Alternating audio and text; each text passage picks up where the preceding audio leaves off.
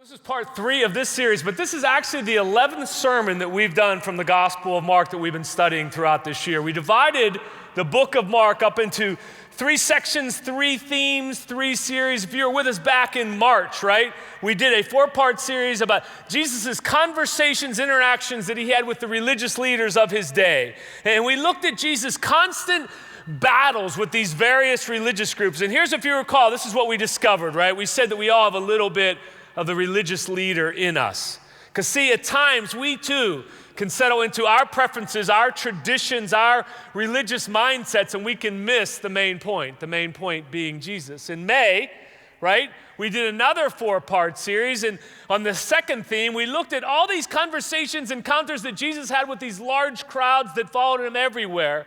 And again, in that series, we discovered that we too can get lost in the crowds of our day, right?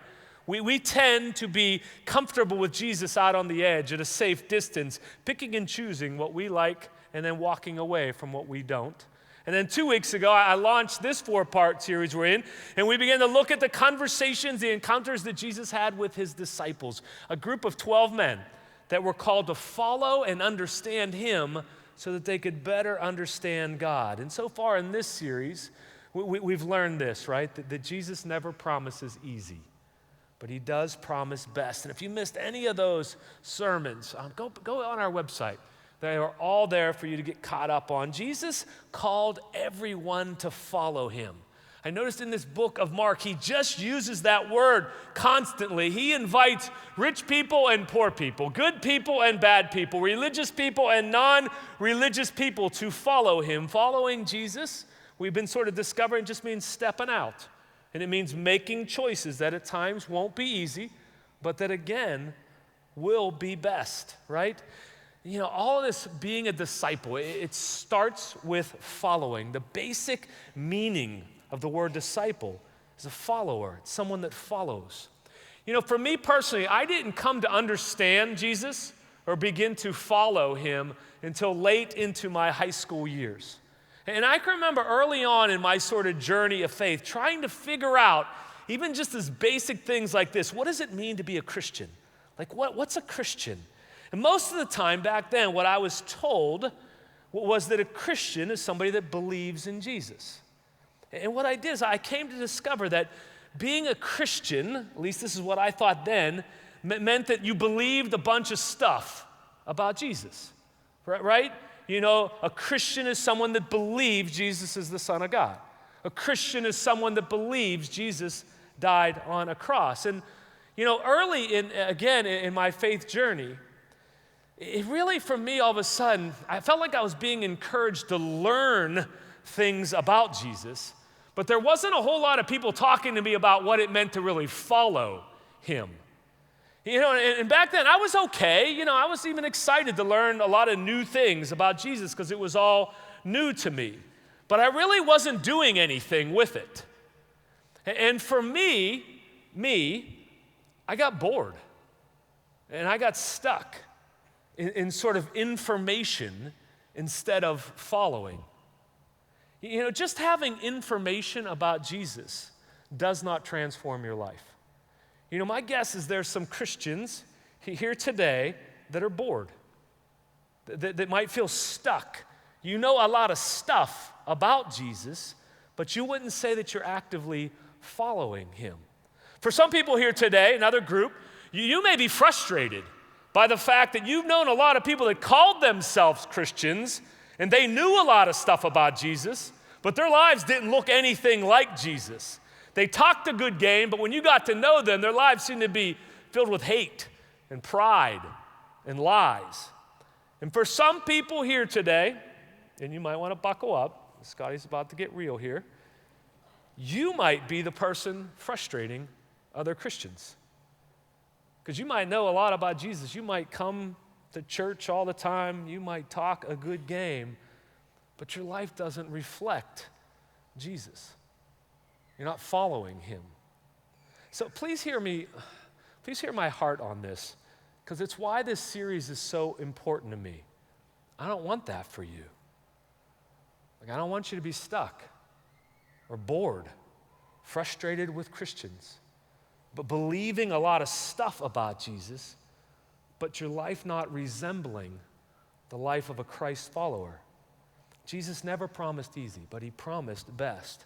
And I don't want you to wait on best another single day.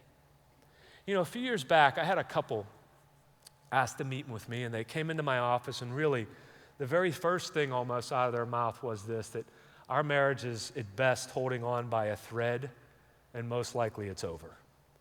That they explained that years of conflict, surface conversations, that they began to grow distant from one another, and now that the kids had left or were beginning to leave, they had little interaction with one another and absolutely no love in their marriage. And both of them said this to me. They said, Scott, we have prayed and prayed for years for God to change and transform our marriage, and we've waited for God to do that, and it's never happened. You know, in my mind, and I'm probably said some of this out loud too, but I thought to myself, maybe the problem was you waited on it. You prayed for God to do something, and then you sat there and did nothing. What if you would have prayed for God to do something, and then the next morning you would have woke up and did the very best thing that you could think of to love your spouse? What if you would have prayed for God to do something, and that day you two would have decided to grab a book on a healthy marriage and read it together? What if you would have decided to pray that day, and then within the next week, sign up for a marriage encounter weekend? Join a Marriage Matters class here at Northway. Get some counseling where maybe they could provide you with some tools to help you with your marriage. Maybe if you would have continued to pray and strung some of that stuff together, your marriage might have been transformed. See, transformation doesn't happen by waiting. Following Jesus doesn't happen by waiting. In order to experience the best life that Jesus has for you, you must move from good intentions and begin following Jesus intentionally. Tweet that. That's good stuff right there. To truly follow Jesus, I think sometimes we have to stop just believing things about Jesus and begin to believe in Jesus and follow him. You know, in the Gospel of Mark, there are 3 stories, one found in chapter 5, another in 9, and another in chapter 14, that are all sort of uniquely, loosely connected. And here's the connection. For whatever reason, in all 3 of these stories, Jesus pulls aside 3 of his disciples, Peter, James, and John, and into an exclusive experience with him. See, these 3 follow Jesus into what I want to call today a come closer moment. See, and I believe all of us, we're called to follow Jesus daily. But I think that now and then, uniquely at seasons or times in our lives, he calls us to these come closer moments. Typically, these moments are deeply personal and sometimes intimate. These moments, I think, almost always take an extra step, a leap of faith and some courage to really step out and into them. I think there's 2 keys to these come closer moments. The one is this, that I think God almost always uses these moments in our future. It's like they're laying some kind of a foundation, like placing some impression on our heart that he's going to turn around and use later in our lives. And the second thing in these come close moments, that I believe when we really step in and engage in these moments, we come away with a greater understanding of God. We all of a sudden see God completely differently. In chapter 5, in the Gospel of Mark, in verse 22, Jesus is walking with all his disciples, and there's these massive crowds pressing in on around him. Some of you might recall this story because we did a deep dive into it back on Mother's Day. Out of this crowd, if you recall, steps a man named Jairus. He's a local religious leader, and he pleads with Jesus, please come to my home. My little 12-year-old daughter is dying. And if you recall the story, while Jesus is traveling to Jairus' home, some people that work for Jairus approach Jesus and Jairus, and they say, hey, it's too late. Your daughter is dead. And in picking up in verse 38, 36, Jesus says this, but overhearing what they said, Jesus said to the ruler of the synagogue, do not fear, only believe. Now here we go. and he allowed no one to follow him except for Peter and James and John, the brother of James. So again, he's pulling these three aside. Jesus asked them to follow him, to come a little closer. And when they arrive at the home, it's recorded in verse 38, and Jesus saw a commotion, people weeping and wailing. And if you recall this story, he puts everyone outside, and he asked these three disciples to come with him to this upper room. And the parents lead them up there where their daughter lays dead. I don't want to get graphic or morbid here, but I've been in a room a few times where someone died. And again, I don't want to get into the details, but you know they're dead. And just picture the disciples walking in, these three walking in this room, and she's dead. They had to be thinking, like, Jesus, why did you bring us here? This is awful.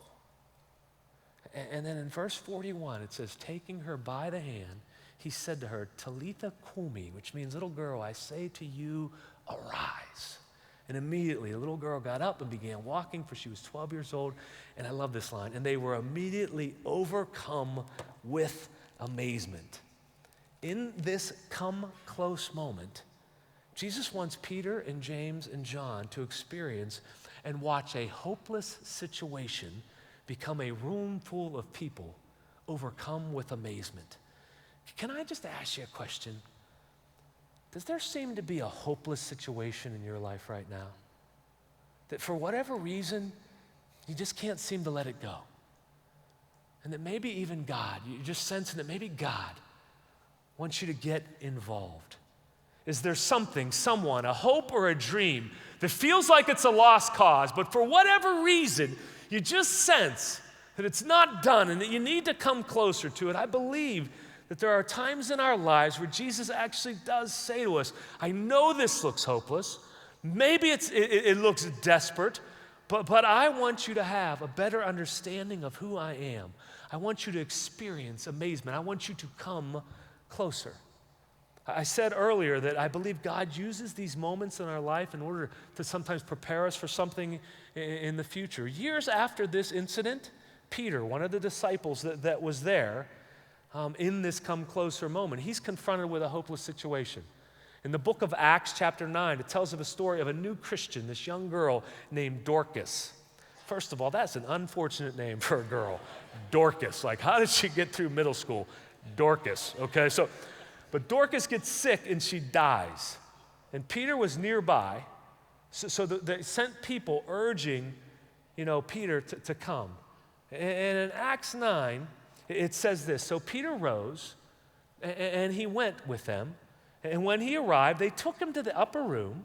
All the widows stood beside him, weeping, showing tunics and other garments that Dorcas had made while she was with them. But Peter put them all outside. And then he knelt and prayed, and turning to the body, he said, Tabitha, arise. It's the same word there, kumi, arise.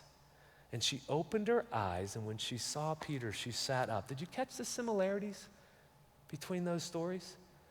Drawing from his come closer moment, Peter takes a hopeless situation and turns it into a room full of amazement.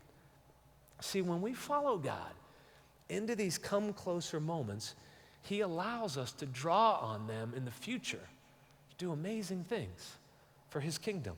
The second time that Peter, James, and John are sort of pulled aside to a come closer moment, it's found in Mark 9. It starts in verse 2, and it takes place on a mountaintop, right? It says this in verse 2, Jesus took them with him, Peter and James and John. So here they go again. He's pulling them aside, and he led them up a high mountain by themselves, and he was transfigured before them. And his clothes became radiant, intensely white, as no one on earth could bleach them. And there appeared to them Elijah and Moses, and they were talking with Jesus. And the next few verses go on to say that the disciples were terrified. Well, of course they were. Like, what? Jesus is being transformed into some heavenly being. Moses and Elijah are there. And then it gets wilder. In verse 7, and a cloud overshadowed them, and a voice, God, came out of the cloud. This is my beloved Son. Listen to him. And suddenly, Looking around, they no longer saw anyone, only Jesus. See, unfortunately, I don't have time to completely unpack this story at a deep level. However, the one thing to be sure of is if these 3 disciples had any doubt as to Jesus' identity as the Son of God, it was erased on that mountaintop. It had to be. One commentary explains this situation that the disciples got a glimpse of eternity. It literally unfolded right before them. You know, God was present and identified Jesus as his son. Jesus took the form of this heavenly being and was having a conversation with 2 Old Testament icons, right? Moses and Elijah. And in this come closer moment, Jesus gives them a glimpse of eternity, and he reveals to them that, man, I've got a plan, and it's been unfolding throughout all of history. It's bigger than just this moment. Can I just again ask you a question? Have you ever sort of had a out of your comfort zone glimpse of eternity or heaven moment? Like for me, these moments have often happened on mission trips. These places, you know, in countries where I declared one time I would never ever go there. But in these out of my comfort zone moments with these crazy things sort of happening all around me, God gives me glimpses of heaven. He shows me and leaves me no doubt as to his power and his enormity. And it's not just about me in this moment, it's about something that he's doing through all history. You know, my wife, Tina, and I, we learned recently of a situation in Haiti that broke our hearts. And we didn't have a whole lot of conversation initially with each other, but later we talked about it, and we both felt like instantly we need to go. And on Monday, we go. And my prayer has been that God would unfold something there, that he would do a miracle, that he would literally bring heaven to earth to this situation. You know, that we'd have a greater understanding that there's so much more going on than just what we see. Right? These type of come closer moments, they're often hard because they force us out of our comfort zones. They press us. They maybe even scare us. But when God calls you to come closer and you do, you have the opportunity to have an understanding that a God can be trusted. And again, he was going to use it in your future. Again, just another question. What mountaintop or out of your comfort zone moment might Jesus be calling you to follow him to right now in this moment? Mine were mission trips, but what are yours? See, following Jesus out of your comfort zone, it's rarely easy, but it's always best. There's one more time he calls these 3 disciples aside. It's found in Mark chapter 14, and Jesus has just shared his final meal, the Last Supper, with his disciples. The betrayer Judas has left the room. Jesus will soon be arrested, if you know the story, beaten, tortured, and hung on a cross. And they leave that upper room, and they go out to the Garden of Gethsemane. And in verse 33, it says this, and he took with him Peter, James, and John. Again, so he's pulling them 3 aside, and began to be greatly distressed and troubled. And he said to them, my soul is very sorrowful, even to death. Remain here and watch. And going a little further, he fell on the ground and prayed that if it were possible, that the hour might pass from him. And he said, Abba, Father, all things are possible for you. Remove this cup from me, yet not what I will, but what you will. It says there, Jesus is greatly distressed and troubled. He is suffering. And he asked these 3 to remain close, to watch over him. And sadly, if you know this account, they fell asleep several times. They actually missed some of this come close moment. And then minutes later, Jesus, he awakens them and he says, it's enough. The hour has come. The Son of Man is betrayed into the hand of sinners. Rise. Let us be going. See, my betrayer is at hand. Here comes Judas. Could it be that in that moment, Jesus was intentionally revealing that we are to share with each other in our sufferings that Jesus wants these three to experience this suffering, to shoulder some of it with him. Because he knows that their future is going to be filled with trouble and suffering. Is there someone currently in your relational circles right now that is greatly distressed, that is troubled, that is suffering? And if so, is it possible that you're being called maybe to remain and watch with them? You know, I believe that God reveals himself sometimes more powerfully than any other way in our suffering. He reveals who he is. But I also think God's power shines through us best when we come alongside someone else that's suffering. Matthew 25, Jesus talks about that all around us, there's hungry, there's thirsty, there's strangers, there's folks that are naked, sick, and in prison. And we are to come alongside them in their suffering. And in verse 40 of Matthew 25, he says, "Truly I say to you, as you did it to one of the least of my brothers, you did it to me." Folks, our neighborhoods and cities we're filled with suffering. You know, where can you engage in a come closer moment and be Jesus to someone that is suffering? See, I believe that there's three questions that people have asked concerning God throughout all of humanity. And here they are. One, who are you? Right? I think I've often referred to this in past sermons as this eternal ache. Like it's when you know that something is not as it should be. Like you know that something is missing. And that ache, I really believe, is this imago Dei. It's the image of God. It's God's fingerprint on our soul. And it causes us to want to know, who are you, God? The second thing I think that we ask is, what kind of God are you? We see the brokenness in our world, and we want to know if God can be trusted. Is he good? You know, and the third question I think we ask this question selfishly: what kind of power do you have? You know, in other words, like, do you really have the power to do what I've heard you can? Like, can you restore? Can you transform? Can you heal? Do you have the power to truly be my hope, my all in all? And see, folks, Jesus is the answer to those three questions that we've been asking about God throughout all of mankind. And through him, we know who God is. We get to see what God is like, and he reveals his power to us. Jesus answered those three questions in those three come closer moments. He has the power to raise the dead. He has all authority as God's Son. He is an eternal God that left the glory of heaven to come and suffer for us. He is compassionate. He can overcome all of us with amazement. He is radiant. And he finished his mission by suffering and defeating death.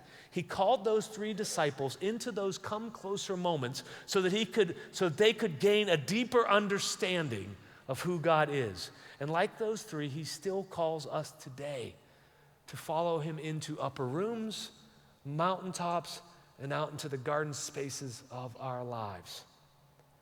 Is he calling you to come closer? You know, is there a hopeless situation or circumstance that you believe God may be calling you to today? Maybe, just maybe, he wants to overcome you with amazement. Is there an out of your comfort zone, you know, come closer mountaintop experience that God's been asking you to do for some time? But you've just been putting it off, or you're afraid. Maybe, just maybe, he wants to give you a glimpse of heaven that'll change your life forever. Do you know someone that's greatly distressed and troubled and suffering? Maybe, just maybe, God is asking you to go and do for one of those least of these.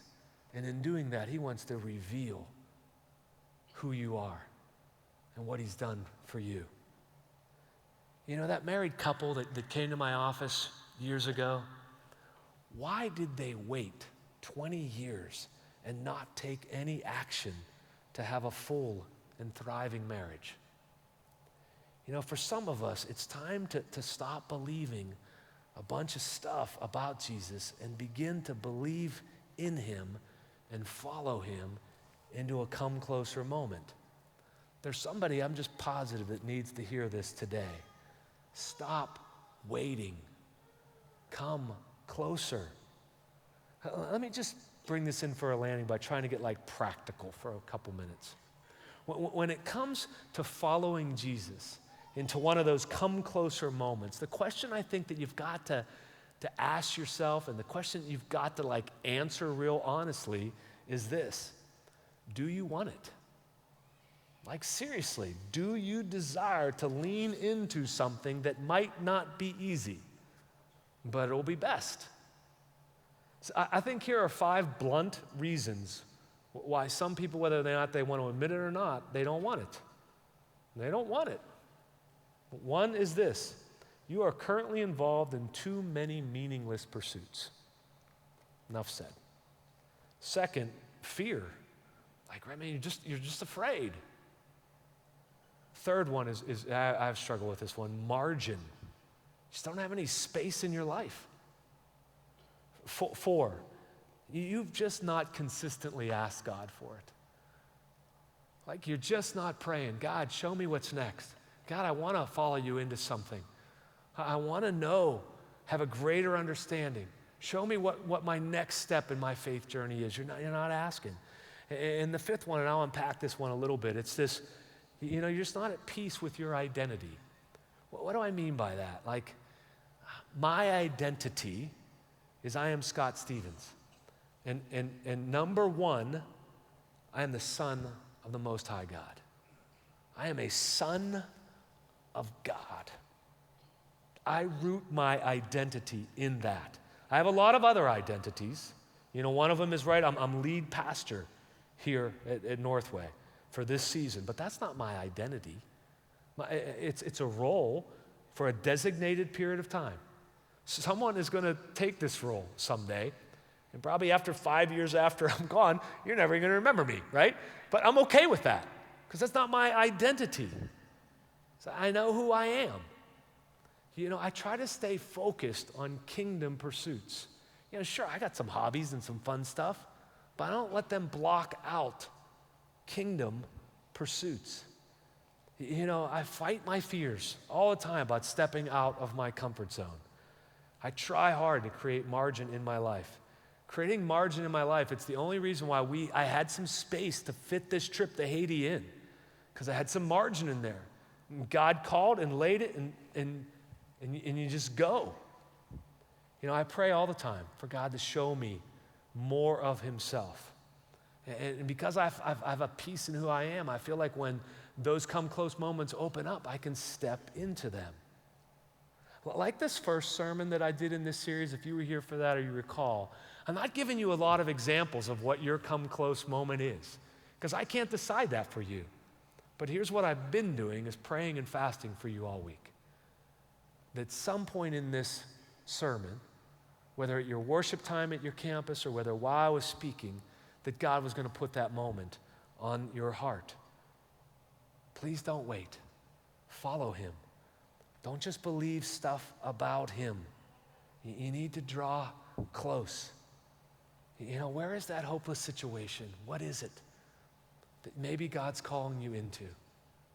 What is that out of your comfort zone mountaintop that you need to climb? Who is that person that's suffering that you need to go and be with? In those come closer moments, they won't be easy. They'll be best. God will reveal something amazing about himself, and he'll use it in a kingdom purpose, impactful way in the future. I just want to create a moment of prayer across all of our campuses. So I'm going to ask each campus pastor or leader if they could step up and close your service.